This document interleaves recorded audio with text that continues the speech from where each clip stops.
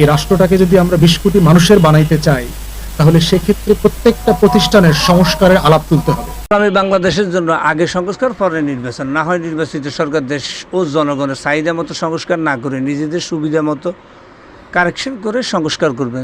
নিজের স্বার্থের পাশাপাশি দেশের জন্য কিছু করতে হলে সংস্কার জরুরি। দুর্নীতি ও সাদাবাজ নির্বাচনে অংশগ্রহণ করতে পারবে না। পারিবারিক তন্ত্র বাদ দিয়ে যোগ্যতার ভিত্তিতে নেতৃত্ব দিয়ে দেশ ও জাতিকে এগিয়ে নিতে হবে।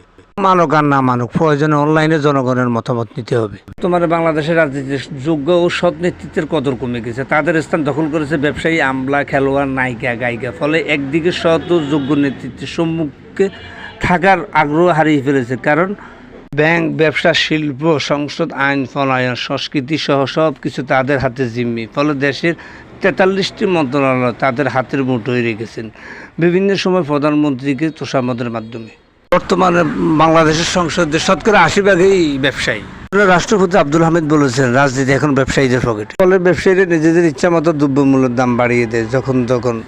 আন্তর্জাতিক বাজারে তেলের দাম কমলেও আমাদের দেশে তেলের দাম কমে নেই। একই রকম চিনি, আটার দাম কমলেও আটা তৈরি কোনো খাবারের দাম কি কমেছে? এই দেশের ব্যবসায়ীরা নানা অজুহাতে জিনিসের দাম বাড়াতে ওস্তাদ, কিন্তু কমাতে বললে আগের দামের সাথে সমন্বয় করে।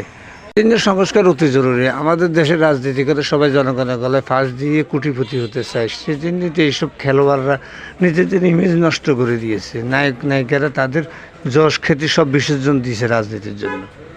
এনবিআরের সাবেক চেয়ারম্যান মজিবুর রহমান বলেছেন, রাজনীতি এবং আমলা এখন ব্যবসায়ীদের পকেটে।